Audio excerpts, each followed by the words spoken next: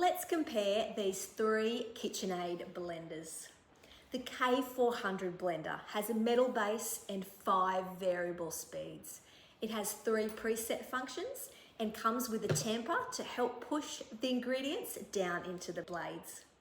It's great for green smoothies, frozen treats, nut butters, and much more.